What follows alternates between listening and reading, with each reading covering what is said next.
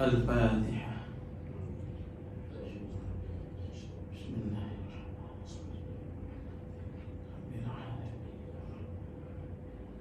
مالك يوم الدين.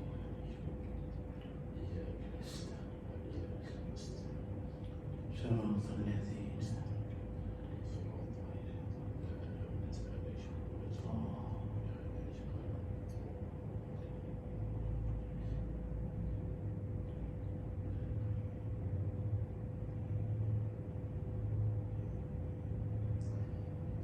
Bismillahirrahmanirrahim. Assalamualaikum warahmatullahi ta'ala wabarakatuh. Alhamdulillah. Alhamdulillahilladzi nazzala al-furqan ala 'abdihi liyakuna lil 'alamin nadhira. والذي أرسل رسوله بالهدى ودين الحق ليظهره على الدين كله ولو كره الكافرون. أشهد أن لا إله إلا الله وحده لا شريك له وأشهد أن محمدا عبده ورسوله.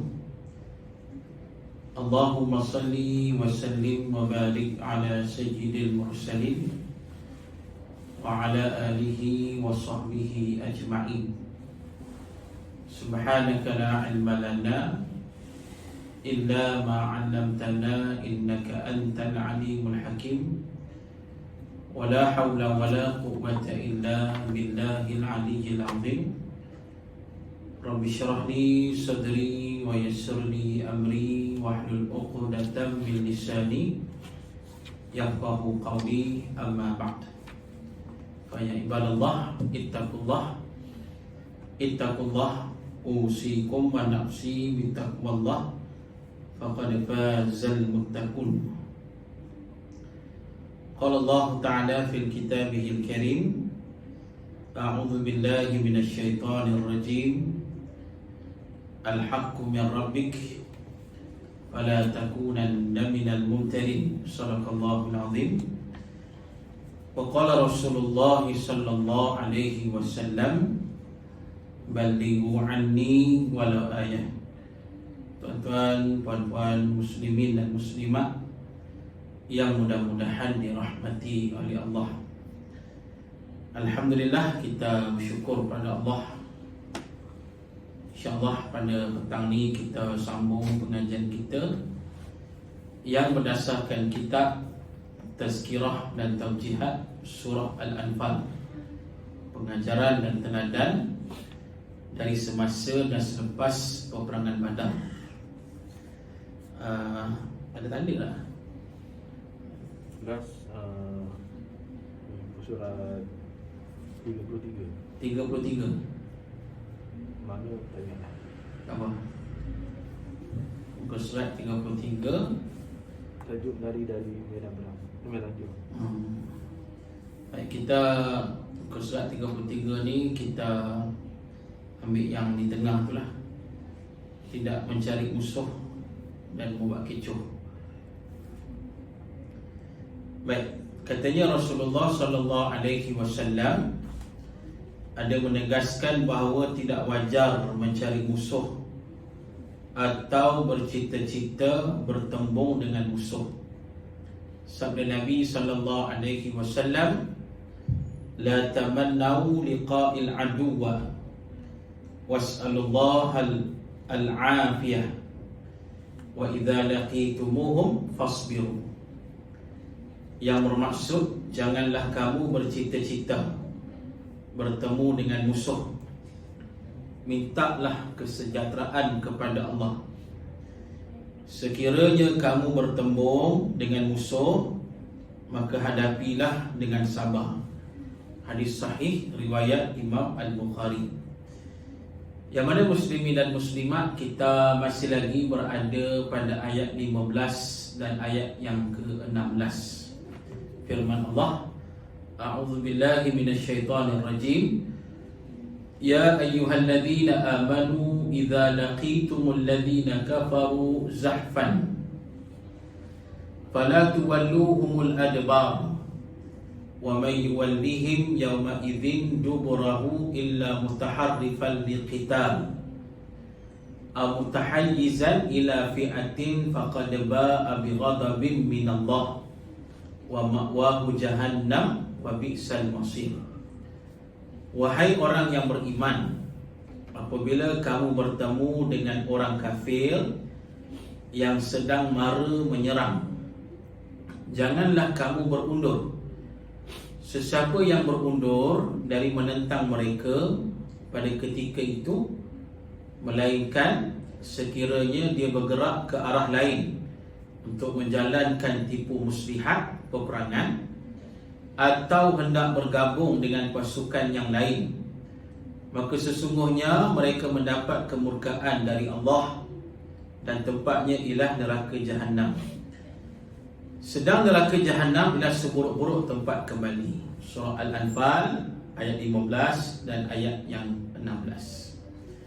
Baik, jadi muslimin dan muslimat, ayat ni Allah Ta'ala memerintahkan manusia yang beriman bila bertemu dengan golongan kafir yang sedang menyerang umat Islam, maka janganlah berundur. Jadi kata Allah, kalau kita berundur disebabkan nak atur strategi lain, tak apa. Sebab perang ni banyak muslihat. Kata Nabi SAW, Al-harbu khida'ah. Perang itu tipu muslihat. Maknanya perang ni banyak tipu muslihat, banyak strategi. Jadi kalau nampak macam berundur tapi atur strategi lain, tak apa. Macam nak bergabung dengan pasukan yang lain dan sebagainya, maka itu tidak salah. Tapi kalau sekiranya berundur, lari, meninggalkan perjuangan, meninggalkan jihad, meninggalkan peperangan tanpa sebab, maka mereka ni akan mendapat kemurkaan dari Allah. Bahkan Allah ancam mereka dengan neraka Jahannam, tempat yang seburuk-buruk kembali. Jadi maknanya muslimin dan muslimat, pasal itulah ulama menjelaskan pada kita, ulama memasukkan senarai salah satu daripada dosa-dosa yang besar ialah lari daripada medan perang. Bahkan ada hadis Nabi yang sahih, Nabi menjelaskan pada kita salah satu perkara yang membinasakan kita adalah lari daripada medan perang. Bahkan ada juga ulama menerangkan pada kita, lari daripada medan perang ni juga termasuk di antara sifat munafik besar. Sifat munafik. Pasal ini yang berlaku di zaman Nabi SAW. Di antaranya dalam perang Uhud. Bagaimana dalam perang Uhud ini, muslimin dan muslimat, tentera Islam seramai 1,000 orang nak melawan tentera musuh yang nak balas dendam terhadap Islam sebab kalah dalam perang Badar sebelum itu. Jadi tentera Islam dah ramai 1,000 orang, dah cantik dah. Tapi masalahnya bila sampai dekat medan perang, tiba-tiba orang munafik ni dah hasut tentera Islam.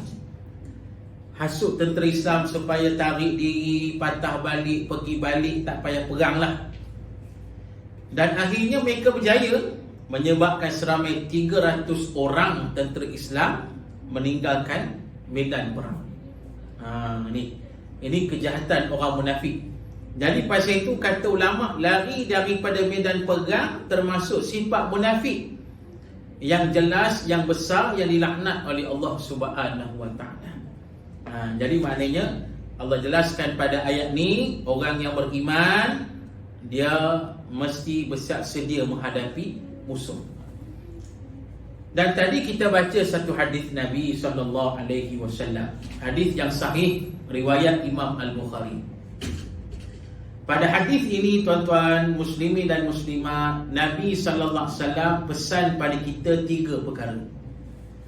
Yang pertama sekali kata Nabi SAW, la tamannau liqa'il aduwa. Jangan kita nak teringin, jangan kita nak teringin bertemu dengan musuh. Jangan. Nabi pesan jangan cari musuh. Islam agama yang damai, agama yang sejahtera, agama yang aman. Islam menolak kata permusuhan. Jadi pasal itu Nabi kata jangan cari musuh. Jangan bercita-cita nak cari musuh. Jangan kita ni teringin nak bertemu dengan musuh. Jangan.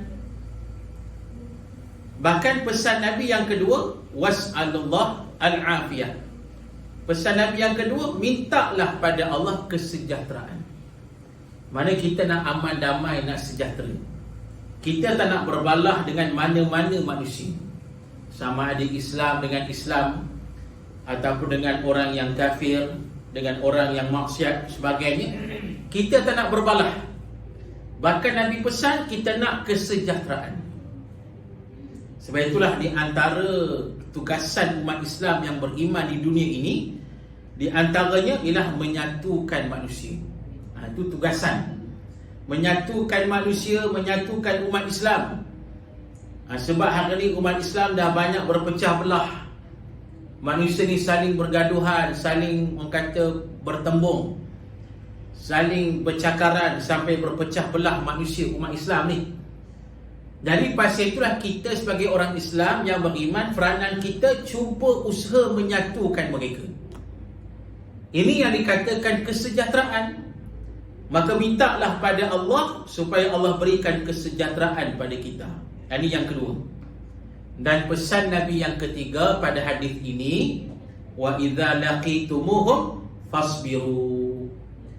Sekiranya kalau bertembung juga dengan musuh, maknanya musuh ni dok cari juga kita. Manusia ada juga nak bermusuh dengan kita. Kita tak nak cari musuh, tak nak bermusuh dengan siapa-siapa. Tapi masalah ada manusia yang nak bermusuh dengan kita. Bukan sekadar nak bermusuh dengan kita, bahkan musuh ini bersungguh nak cari pasal dengan kita. Kata Nabi, kalau tak boleh elak juga, nak sejahtera tak boleh, nak aman damai tak boleh, dia kacau juga, maka pada saat itu kata Nabi, fasbiru, hadapilah musuh itu dengan sabar. Mana Islam kata lari tak ada, lari jangan, tapi Nabi kata hadapilah dengan sabar. Hadapilah dengan sabar ni maknanya banyak cara lah. Di antaranya muslimin dan muslimat kita hadapi dengan penuh akhlak yang baik. Walaupun musuh menyerang kita, maki hamun kita, menghina kita, mencerca kita, kita balas dengan kebaikan-kebaikan. Itu sabar tu. Bayangkan orang dok maki hamun kita ni, kalau ikut hati kita ni, kita nak balas balik maki dia tu. Tapi kita ni sabar. Bukan sekadar sabar biasa, bahkan kita balas pada orang itu dengan kebaikan-kebaikan. Macam kata Syahid Imam Hassan Al-Banna rahimahullah, orang baling batu pada kita, kita baling balik ke dia buah-buah yang manis. Itu dia. Itu ibarat. Maknanya orang dok hina macam-macam pada kita, kita balas balik dengan kebaikan pada mereka. Ini yang kata masuk sabar ni. Dan bila kata sabar, pada waktu yang sama, muslimin dan muslimat, kita kena ada sifat istiqamah. Istiqamah di sini maknanya kita tak tertewas dengan musuh. Sebab kadang-kadang muslimin dan muslimat, ada yang musuh kita ni dok racun kita. Musuh kita ni nak jauhkan kita daripada Islam, nak jauhkan kita daripada kebenaran, dok hasut kita, dok macam-macam lah perdayakan kita. Jadi kita ni macam mana sekalipun kita istiqamah, mana tak lari daripada Islam yang sebenar itu, tak lari daripada prinsip yang sebenar, walaupun macam-macam musuh buat kepada kita. Ini juga termasuk yang dikatakan sabar. Jadi muslimin dan muslimat, inilah yang diajar oleh Nabi SAW. Baik, katanya hadis ini melarang sikap sengaja mencari musuh. Jelas, sengaja cari musuh Nabi larang. Kita nak banyakkan perdamaian. Tetapi apabila musuh datang menyerang, hendaklah sabar. Sabar kena ni. Tetap pendirian dan tidak lari dari medan perang. Ini yang kita sebut tadi istiqamah kita ni. Macam mana keadaan kita pun tetap istiqamah. Bila kita baca Quran, tuan-tuan muslimin dan muslimah jadi rahmati oleh Allah, bila saja Allah Ta'ala sebut pada kita tentang ahli ataupun sifat orang yang soleh, golongan yang soleh, di antaranya kata Allah sifat orang yang soleh, qaimatun. Qaimatun maknanya tetap pendirian. Ini orang yang soleh, hamba Allah yang soleh. Dia tetap terus berada di atas agama Allah. Sedikit pun tak tergugat walaupun datang serangan macam-macam ni. Macam hari ni serangan orang kata secara maya ni, dengan datangnya fitnah macam-macam, memfitnah orang yang baik, memfitnah orang yang bertakwa, memfitnah para alim ulama yang bertakwa, memfitnahlah orang-orang yang baik-baik ni. Zaman sekarang ni, sebab Nabi dah kata di akhir zaman ni antara tanda kiamat, orang baik dikatakan jahat, dianggap jahat, orang jahat dianggap baik. Ini tanda kiamat, Nabi kata. Orang yang taat pada Allah hampir diserang ni. Orang yang soleh-soleh ni hampir diserang.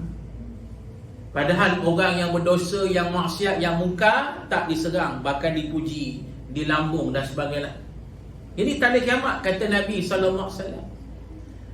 Jadi pasal itulah, kalau benda tu berlaku pada kita, kita ni orang baik, kita ni taat pada Allah, kita sembahyang tak pernah tinggal, mari masjid, surau berjemaah, tiba-tiba orang dok kata macam-macam ke kita ni, dok sebar viral dok WhatsApp, Facebook dok kata kita ni jahat lah, fitnah tu fitnah ni.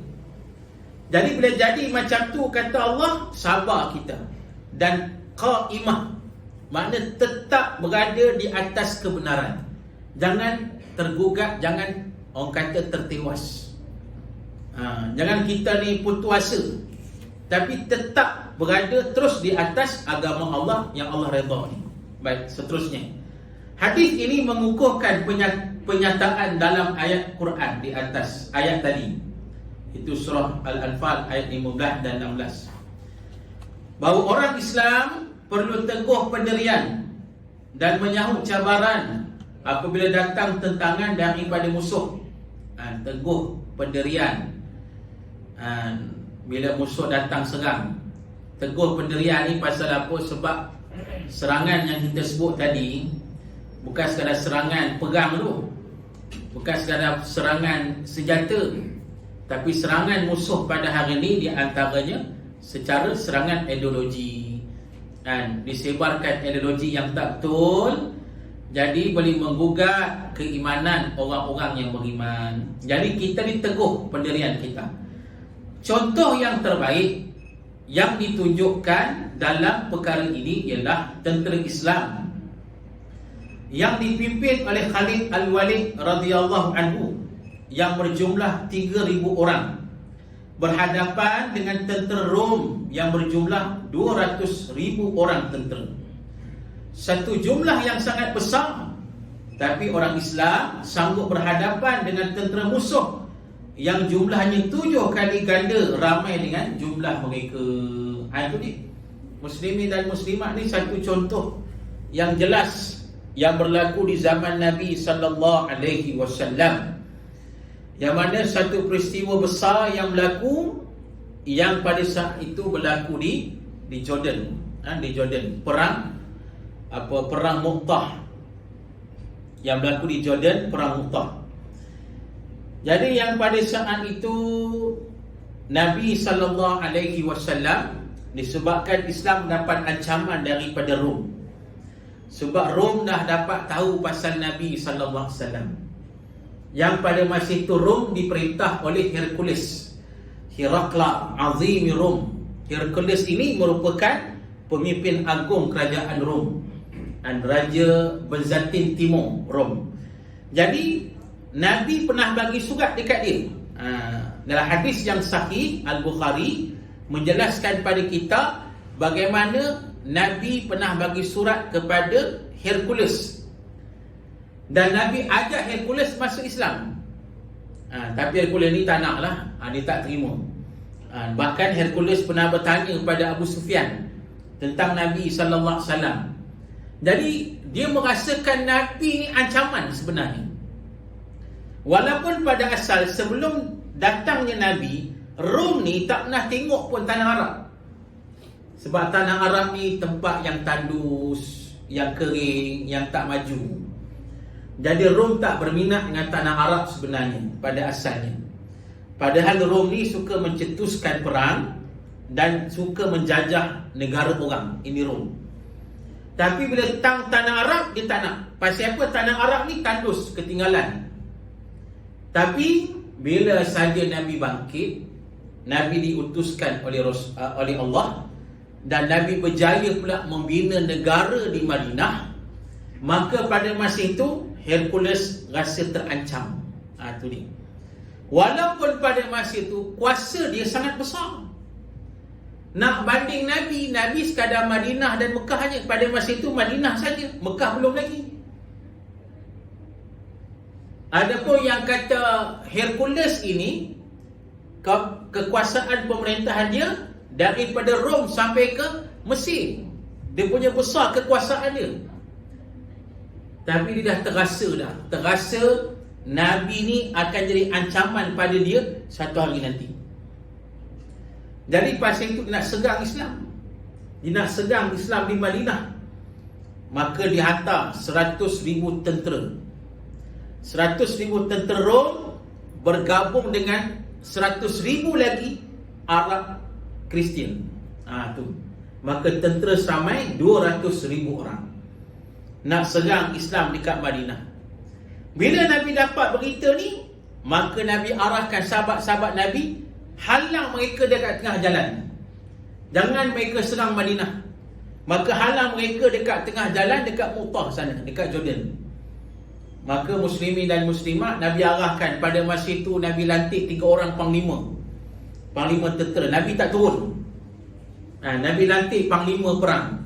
Panglima yang pertama Nabi lantik, iaitulah sahabat yang bernama sahabat yang juga anak angkat Rasulullah, Zaid bin Harithah radhiyallahu anhu.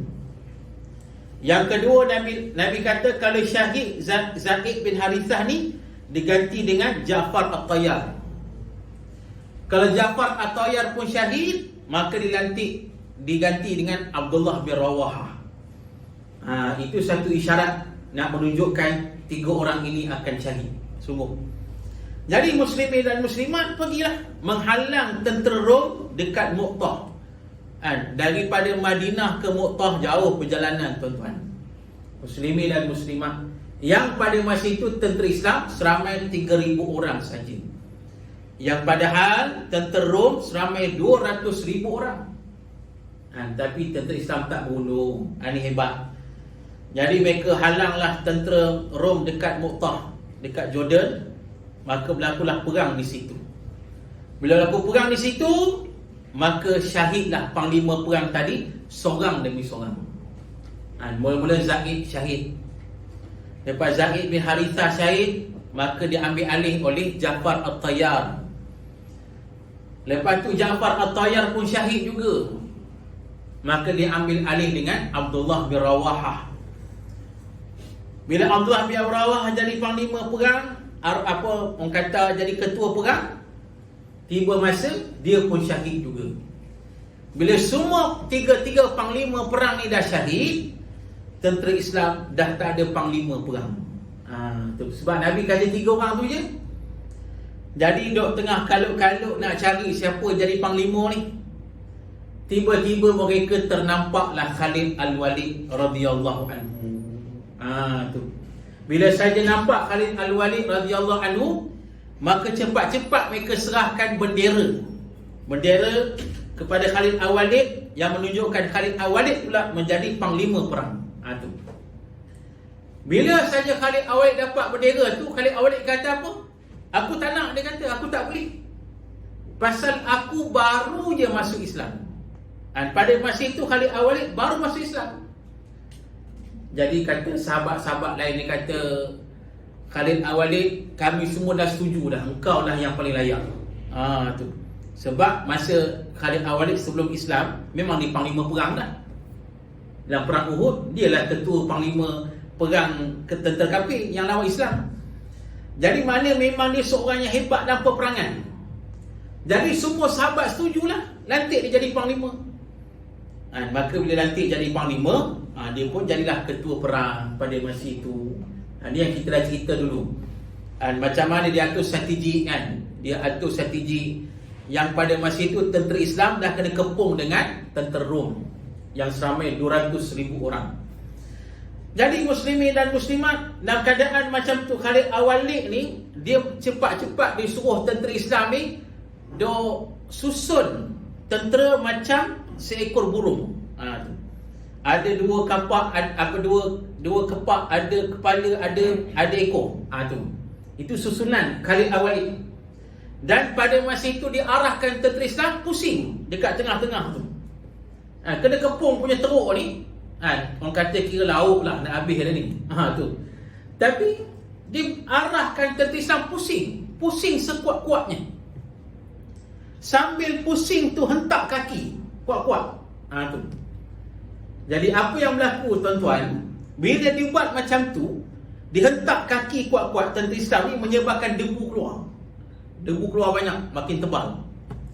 Dan bila tentera Islam duk pusing macam tu, muka tentera Islam ni macam makin ramai. Nampak macam ramai. Tentera musuh tengok dah start goyang. Ni tuan-tuan, ini strategi Khalid Al-Walid. Mana psikologi dia power lah orang kata. Muslimin dan muslimat. Yang menyebabkan tentera musuh ni dah start goyang. Bila start goyang tu, dia punya kepungan dah longgar, dah start longgar. Bila Khalid Al-Walid nampak dah longgar tu, Khalid Al-Walid cepat-cepat arahkan tentera Islam, jadikan satu barisan dan rempuh kepungan itu.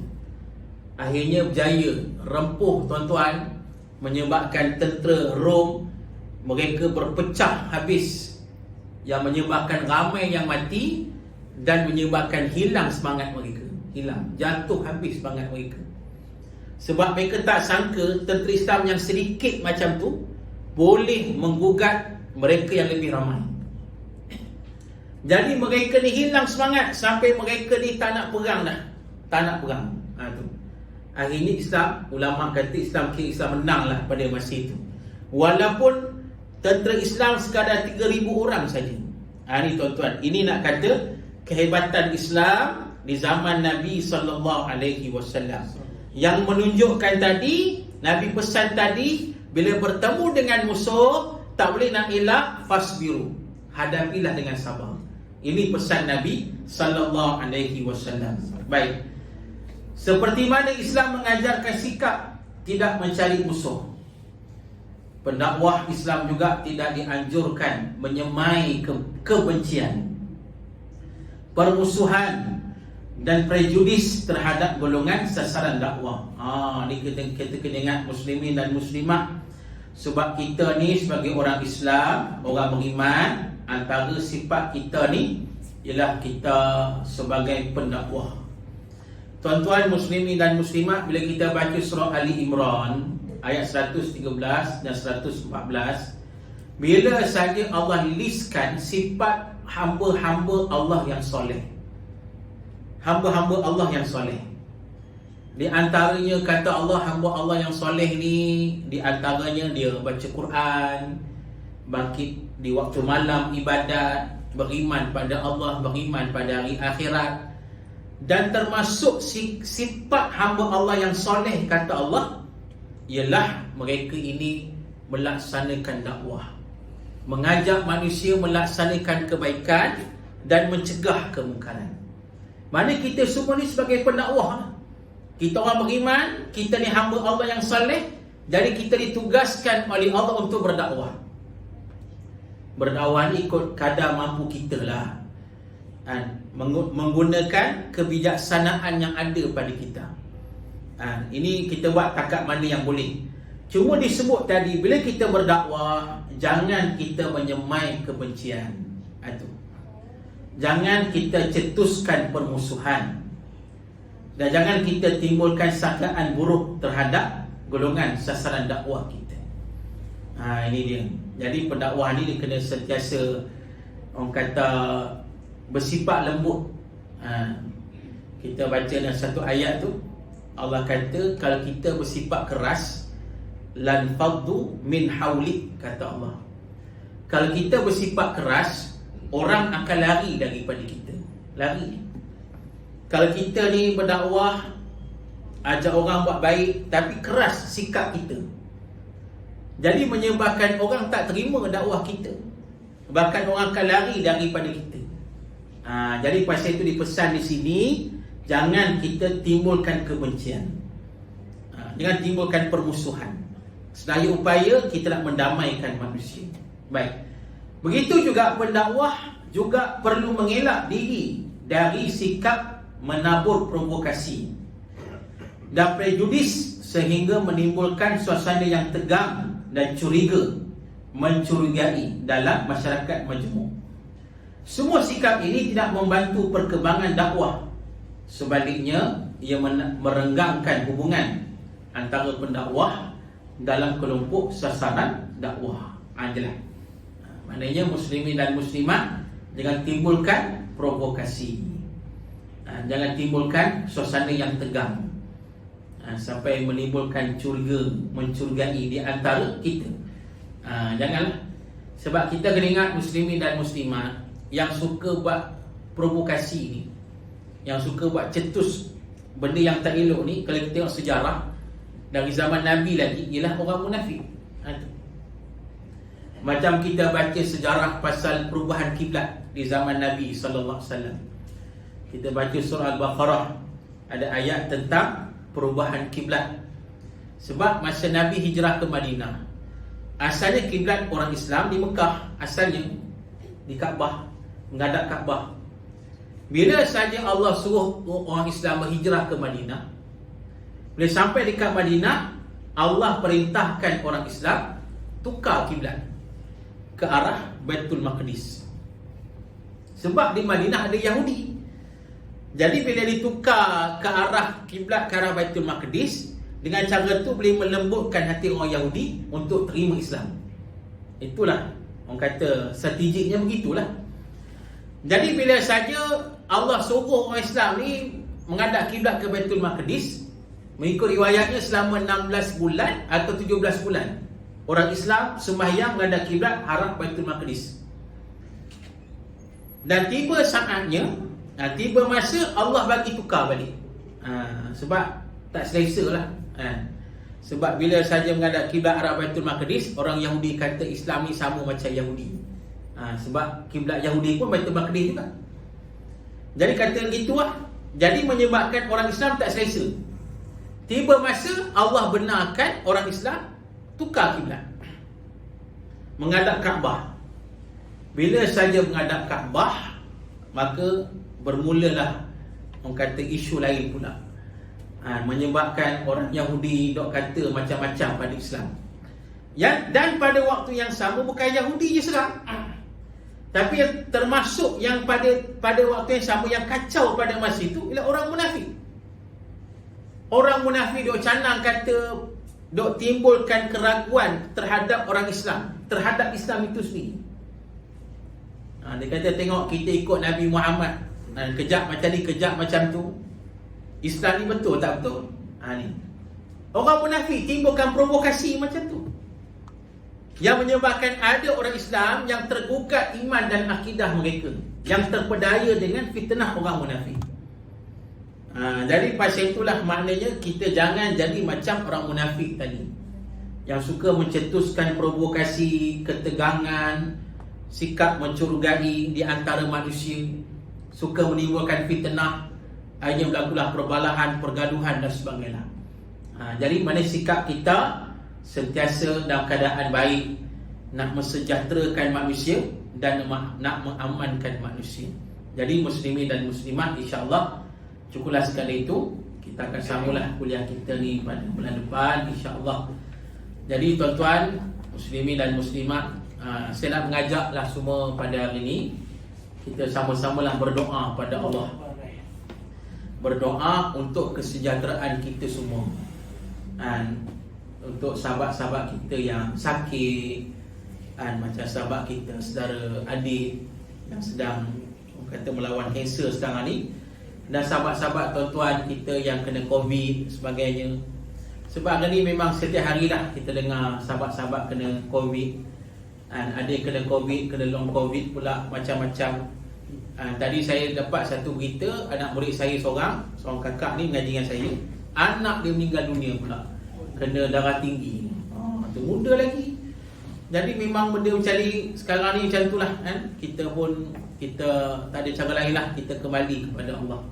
Jadi saya nak ajak semua, kita sama-sama lah mendoakan kesejahteraan, dan Allah lindunglah kita daripada sebarang bentuk keburukan, kemudaratan dan segala malapetaka, insya-Allah. Al-Fatihah. Bismillahirrahmanirrahim. Alhamdulillah.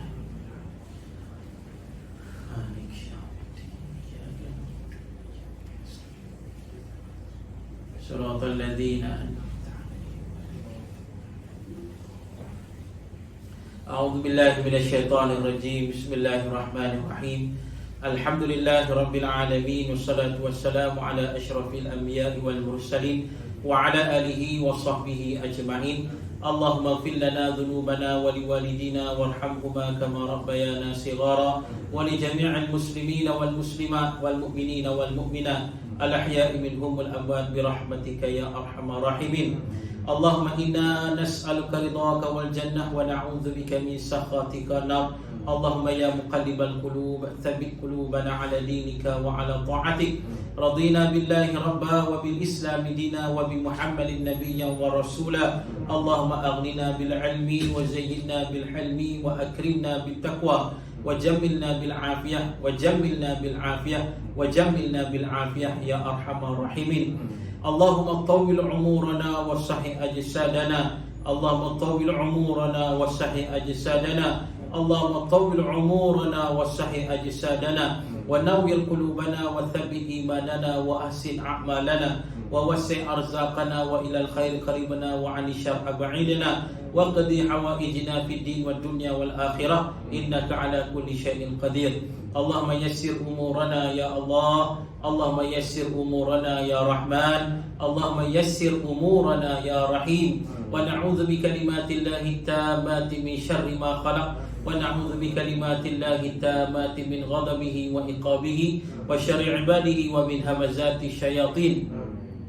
Bismillahilladzi la yadurru ma'asmihi syai'un fil ardi wala fis sama' wa huwas sami'ul 'alim. Allahumma inna na'udzubika min zawali ni'matik wa tahawuli 'afiyatik wa fujaati niqmatik wa jami'i sakhatik. Allahumma inna na'udzubika minal barasi wal junun wal judham wa min sayyi'il asqam. Allahumma inna na'udzubika min jahdil bala wa darki syaqa wa su'il qada wa syamatatil a'da. Allahumma inna nas'aluka al-'afwa wal 'afiyah fid din wad dunya wal akhirah innaka 'ala kulli syai'in qadir. Allahumma inna 'ala dzikrika wa syukrika wa husni ibadatik. Allahumma inna nas'aluka 'ilman nafi'a wa rizqan thayyiba wa 'amalan mutaqabbala. Rabbana la tu'akhidna in nasina aw akhtana. Rabbana wa la tahmil 'alaina isran kama hamaltahu 'ala alladhina min qablina. Rabbana wa la tuhammilna ma la taqata lana bih. Wa'fu anna waghfir lana warhamna anta maulana fansurna 'alal qaumil kafirin. Rabbana atina min ladunka rahmatan wa hayyi lana min amrina rashada. Rabbana afrigh 'alaina sabra wa tawaffana muslimin. Rabbana hab lana hukma wa alhiqna bis salihin waj'alna lisana sidqin fil akhirin waj'alna min warasati jannatin na'im. Allahumma rabbana taqabbal minna salatana wa du'aana wa hajatana wa ibadatana wa a'malana innaka antas sami'ul 'alim. Rabbana la tuzigh qulubana ba'da idh hadaitana wa hab lana min ladunka rahmah innaka antal wahhab. Rabbana atina fid dunya hasanah wa fil akhirati hasanah wa qina adzaban nar wa qina adzaban nar wa qina adzaban nar. Wa sallallahu ala sayyidina Muhammad walhamdulillahi rabbil alamin. Insyaallah kita tangguhan baca tasbih kafarah dan suratul Asr.